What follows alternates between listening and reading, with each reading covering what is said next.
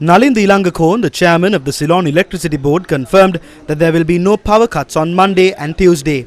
Over the past 4 days, the Ceylon Electricity Board imposed daily power cuts of 2 hours and 20 minutes without the approval of the Public Utilities Commission of Sri Lanka. The Public Utilities Commission of Sri Lanka last gave approval for power cuts on the 25th and 26th of January 2023.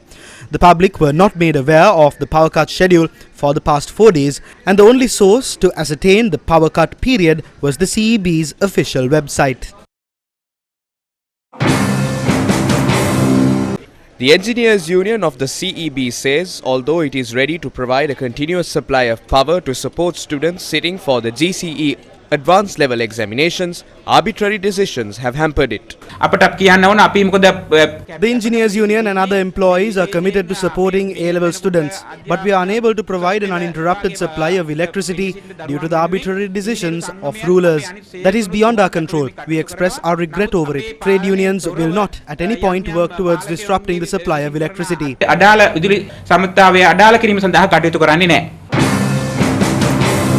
Members of the 43rd Brigade who arrived at the Human Rights Commission to present facts on power outages today pointed out that authorities are ignoring the ability to generate sufficient electricity through hydropower.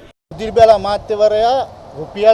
Power and Energy Ministers claim that the CEB requires a further 5 billion is false. The CEB has sufficient water in the reservoirs to produce over 700 gigawatt hours of power. Last year that number was only 600 gigawatt hours. To generate and supply power continuously during the A-level period, they would only require 2 extra gigawatts. The CEB has the ability to generate the power using hydropower. The minister is now on a mission to increase electricity tariffs using the inability to provide power to the A-level students as the scapegoats.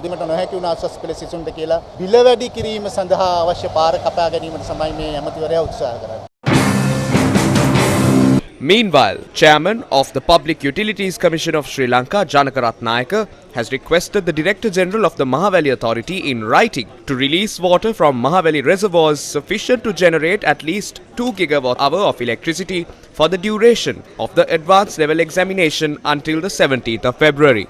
His letter notes, the PUCSL has observed that Mahaveli reservoirs hold sufficient water to produce 778 gigawatt hours of electricity, adding that this capacity is 100 gigawatt hours more than the capacity it possessed during the same period last year. The chairman of the PUCSL has also written to the chairman of the CEB, notifying him that Mahaveli reservoirs possess sufficient water to generate electricity continuously to provide an uninterrupted supply of power for the duration of the GCE advanced level exam. The letter further notes that the PUCSL chairman has informed the Mahaveli authority to release water sufficient to produce 2 gigawatt hours of hydropower per day. In his letter, the PUCSL chairman iterates that the demand for electricity has reduced by around 14% compared to the same period last year. The letter says if an additional cost is incurred when providing a continuous supply of electricity until the 17th of February, the CEB can recover the cost through the amended electricity tariffs as per the agreement reached at the Human Rights Commission.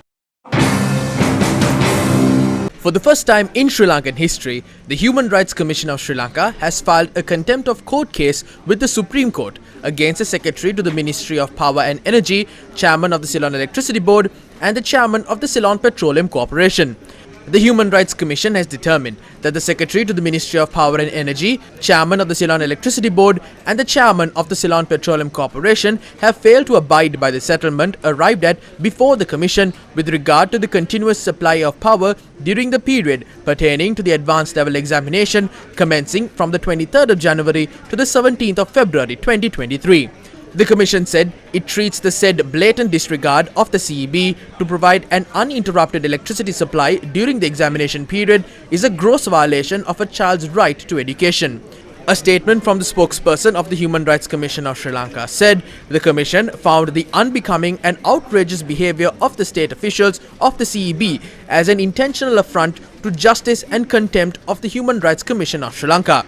The Commission reiterates the position that the sole purpose of this intervention is only to ensure the rights of citizens and in particular that of the AL candidates are duly honoured, and the Commission assures its continuous efforts in upholding the rule of law of the country and fundamental rights of its citizens.